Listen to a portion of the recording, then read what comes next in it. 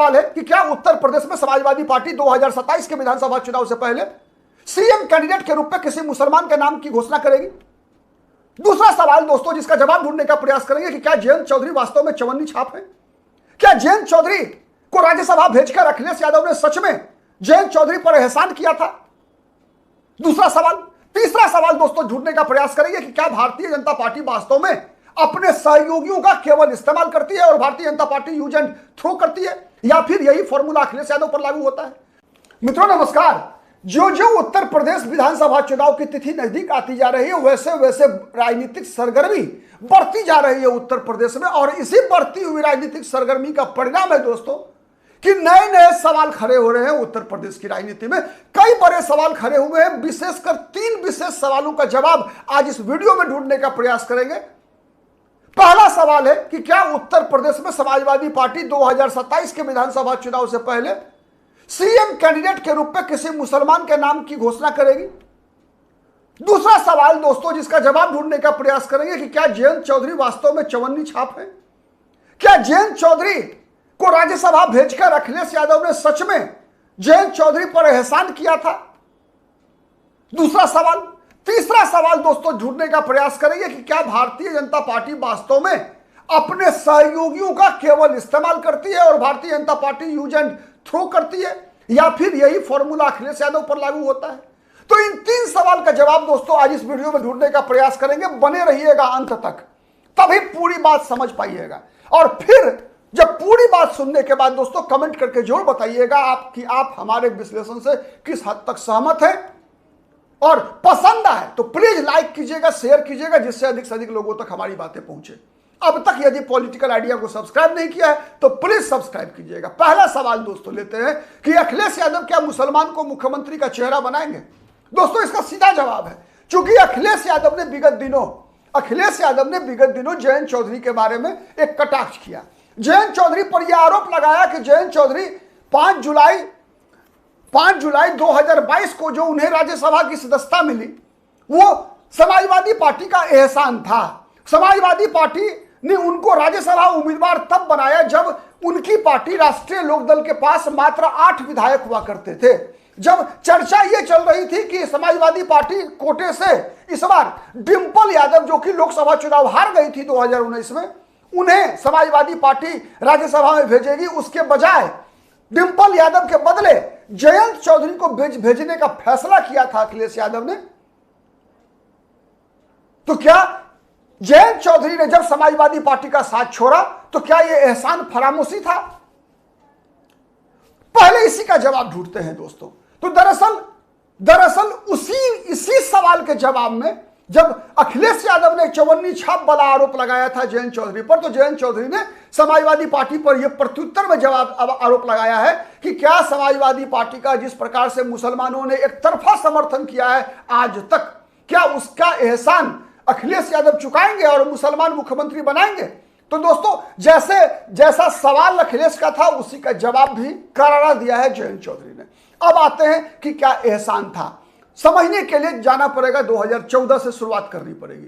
2014 का लोकसभा चुनाव एक ऐसा चुनाव था दोस्तों जिसमें उत्तर प्रदेश में आंधी बही थी नरेंद्र मोदी की, और इस आंधी में बीजेपी 73 लोकसभा सीटें जीतने में कामयाब रही थी अपनी सहयोगी अपना दल के साथ, अनुप्रिया पटेल के साथ। 71 बीजेपी और 2 अनुप्रिया पटेल, 73। उसी दिन यह स्पष्ट हो गया था कि इस 2017 में होने वाला विधानसभा चुनाव उत्तर प्रदेश का केवल औपचारिकता होगी और भारतीय जनता पार्टी की सरकार बननी तय है। इसका परिणाम क्या हुआ दोस्तों। परिणाम यह हुआ कि अखिलेश यादव का कॉन्फिडेंस इतना गिरा हुआ था कि अखिलेश यादव जो कि 2012 में अपने बलबूते बहुमत की सरकार चला रहे थे, ने 2017 में 1/4 सीटें कांग्रेस पार्टी को दी लड़ने के लिए, क्योंकि अखिलेश यादव को लग रहा था कि अखिलेश यादव चुनाव जीत नहीं पाएंगे। तो कांग्रेस पार्टी को 100 से अधिक सीटें अखिलेश यादव ने लड़ने के लिए दे दिया, और खुद लगभग 300 सीट पर ही उम्मीदवार थे समाजवादी पार्टी के। यानी अखिलेश को लगा कि अखिलेश जीत ही नहीं पाएंगे, कॉन्फिडेंस स्पष्ट हो चुका था। तो जैसी उम्मीद थी परिणाम भी वैसा ही आया। समाजवादी पार्टी 47 सीटों पर सिमट गई और कांग्रेस 7 सीटों पर। फिर 2017 के बाद क्या हुआ कि कांग्रेस और समाजवादी पार्टी के बीच खटपट चलने लगा। खटपट का कारण क्या था? समाजवादी पार्टी को लगा कि चुनाव में हार हुई है कांग्रेस पार्टी के कारण। अखिलेश यादव को क्या लगा कि चुनाव में हार कांग्रेस के कारण हुई है। तो समाजवादी पार्टी ने, अखिलेश यादव ने बहन मायावती के साथ गठबंधन किया। बुआ बुआ बुआ बुआ करते करते मायावती के पास चले गए। वो संबंध जो 1995 से लेकर 24 साल तक टूटा हुआ था मायावती के साथ, मायावती मुलायम का, उस संबंध को अखिलेश यादव ने जोड़ लिया और बुआ बबुआ दोनों मिलकर चुनाव लड़े उत्तर प्रदेश के। लेकिन चुनाव के दौरान ही मायावती को समझ में आया कि अरे यार, अखिलेश यादव तो गड़बड़ कर रहा है। हमारा वोट, दलितों का वोट तो समाजवादी पार्टी को मिल रहा है, लेकिन समाजवादी पार्टी का वोट जो है, यादवों का वोट, मायावती को नहीं मिल रहा है। चुनाव होते ही मायावती ने रिश्ता तोड़ा, अखिलेश यादव से बची। तो 2019 में अखिलेश के साथ कांग्रेस नहीं थी। कांग्रेस के बदले कौन आई? बहुजन समाज पार्टी। फिर आया 2022 का विधानसभा चुनाव। अब अखिलेश यादव के पास न कांग्रेस थी न मायावती थी।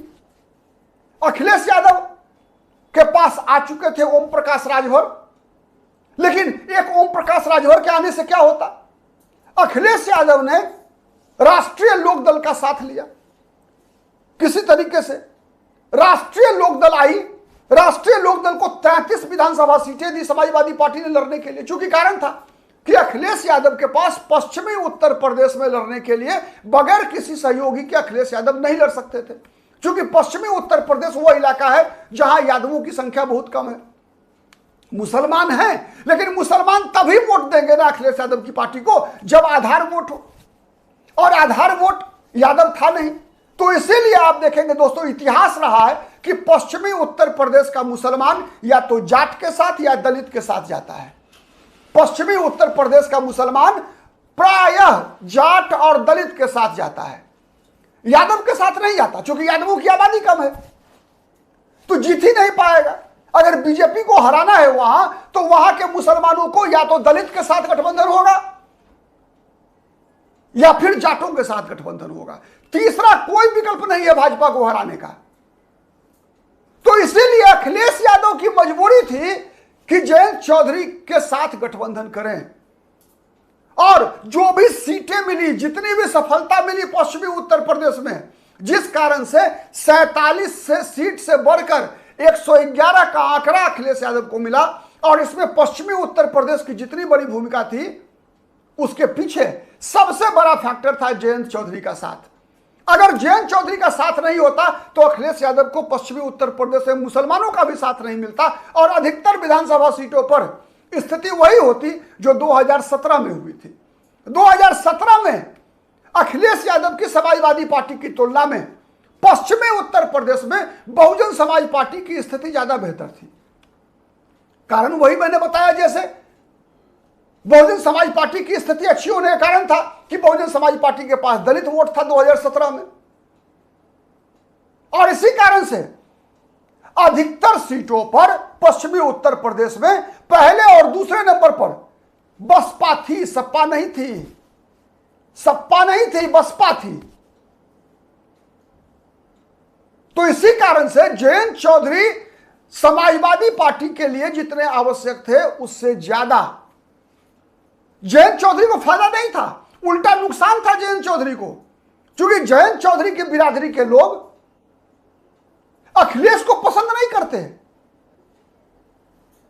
यह सच्चाई था। कई ऐसी विधानसभा सीटों पर जयंत चौधरी का उम्मीदवार इसलिए हार गए कि जयंत चौधरी की पार्टी का गठबंधन समाजवादी पार्टी के साथ था।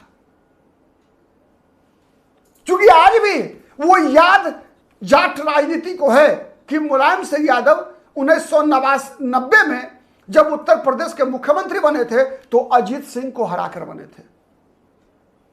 रातों रात पाला बदल लिया था मुलायम सिंह यादव ने देवीलाल खेमा और विपी सिंह खेमा के बीच। रातों रात पाला बदल लिया था मुलायम सिंह ने। विश्वनाथ प्रताप सिंह के उम्मीदवार हुआ करते थे अजीत सिंह, लेकिन उससे पहले तो अजीत सिंह को हराकर मुलायम सिंह यादव मुख्यमंत्री बने। तो इसकी पीड़ा टीस आज भी पश्चिमी उत्तर प्रदेश के जाटों के मन के अंदर है। तो जाट और यादव साथ कम आते हैं। तो इसीलिए जयंत चौधरी उनकी मजबूरी थे, और वो भी तब। दोस्तों याद होगा आपको, उत्तर प्रदेश का विधानसभा चुनाव 2022 में हुआ, जिसमें अखिलेश यादव की पार्टी को 111 विधानसभा सीटों पर सफलता मिली थी, 47 से 111 पहुंचाने में। उसके पीछे एक और कारण था, मजबूरी थी अखिलेश यादव की, जयंत चौधरी को राज्यसभा भेजना। चूंकि वो उस चुनाव से पहले पश्चिमी उत्तर प्रदेश, पंजाब और हरियाणा में किसान आंदोलन चला था दोस्तों, और उस किसान आंदोलन का नेतृत्व जाटों के हाथ में था। राकेश टिकैत, महेंद्र सिंह टिकैत के बेटा नरेश टिकैत। तो इसीलिए भारतीय जनता पार्टी के खिलाफ जो किसानों के अंदर जो असंतोष था, उस असंतोष का लाभ उठाने के लिए जयंत चौधरी की आवश्यकता थी अखिलेश यादव को। तो जितना लाभ अखिलेश यादव को हुआ, उसका 54 भी जो है समाजवादी पार्टी को लाभ नहीं हुआ था। समाजवादी पार्टी को उसका लाभ नहीं हुआ था। तो यह सच्चाई है। और दूसरा सवाल दोस्तों, दूसरा सवाल जो अखिलेश यादव ने किया है कि भारतीय जनता पार्टी सहयोगियों को जगह तो देती है, लेकिन उसका शेयर नहीं देती, सम्मान नहीं देती। तो दोस्तों अभी जो हमने बात की है ना, उसी में उसका भी जवाब छुपा हुआ है कि क्या कारण है। क्या कारण है कि 2017 के विधानसभा चुनाव में यूपी के दो लड़के लड़े चुनाव, कांग्रेस और सपा का गठबंधन था। 2019 के लोकसभा चुनाव में बुआ बबुआ का गठबंधन था। 2022 के विधानसभा चुनाव में अखिलेश यादव, ओम प्रकाश राजभर और जयंत चौधरी का गठबंधन था ना। 2024 के लोकसभा चुनाव में फिर से इतिहास दोहरा दिया, 17 में पहुंच गए, यानी यूपी के दो लड़के का गठबंधन हुआ। अब 2024 में अखिलेश यादव ढूंढ रहे हैं किसी को, कोई मिल नहीं रहा है, कोई मिल नहीं रहा है। 2019 के 17 के 22 के विधानसभा चुनाव से पहले, आपको याद होगा दोस्तों, 2022 के विधानसभा चुनाव से पहले समाजवादी पार्टी के साथ स्वामी प्रसाद मौर्य आए थे, दारा सिंह चौहान आए थे, ओम प्रकाश राजभर आए थे, कई लोग आए थे बीजेपी और एनडीए को छोड़कर। कितने लोग हैं आज तक अखिलेश यादव के पास, लेकिन बीजेपी के साथ है। बीजेपी के साथ अनुप्रिया पटेल 2014 से लेकर अब तक है। बीजेपी के साथ संजय निषाद जब से आए बीजेपी के साथ संजय निषाद हैं। ओम प्रकाश राजभर छोड़कर गए थे, दोबारा लौट कर आए। तो ऐसे कई उदाहरण हैं जिससे गठबंधन के सहयोगियों को सम्मान देना, सीटें देना, इन सब सवालों, और यूज एंड थ्रो का दोस्तों, पिछले आप याद कीजिएगा, पिछले विधानसभा चुनाव में चंद्रशेखर रावण को अंतिम क्षण तक अखिलेश यादव ने भ्रम में रखा, उम्मीद दिलासा देकर रखा कि आपके साथ गठबंधन होगा, आपके साथ न्याय करेंगे। अंतिम क्षण में चंद्रशेखर रावण को अंगूठा दिखा दिया, याद है। और इससे बड़ा उदाहरण क्या हो सकता है, जो उदाहरण मायावती के साथ हुआ था 1995 में भी, गेस्ट हाउस कांड में भी, और फिर उसके बाद 2019 के लोकसभा चुनाव के बाद भी, चुनाव के दौरान भी। तो किसने सहयोगियों को ठगा और किसने सहयोगियों से क्या किया, उदाहरण सामने है। लेकिन सबसे बड़ा सवाल दोस्तों यह है कि अखिलेश यादव को इस बार एक चीज, सवाल का जवाब तो ढूंढना पड़ेगा। सवाल का जवाब ढूंढना पड़ेगा कि लोकसभा चुनाव में जिस प्रकार से 63 लोकसभा सीटों में से मात्र 4 लोकसभा सीट पर मुसलमान को उम्मीदवार बनाया था, क्या इस बार भी 20% आबादी को इस बार भी मुसलमानों को क्या उत्तर प्रदेश में मात्र 7% सीट ही देंगे अखिलेश यादव? जयंत चौधरी ने इसीलिए कहा ना कि मुख्यमंत्री को बना दीजिए उम्मीदवार, जितना एहसान किया है मुसलमानों ने आपके प्रति, बगैर किसी एक्सपेक्टेशन के मुसलमानों ने अखिलेश यादव का अपने कंधे पर बैठाकर उनकी राजनीति को आगे बढ़ाई है। तो ये सब चलता रहेगा और सच्चाई भी निकलती रहेगी। हमारा विश्लेषण कितना पसंद आता है कमेंट करके बताइएगा। आज के लिए इतना ही, फिर मुलाकात होगी किसी अन्य मुद्दे पर। तब तक के लिए नमस्कार।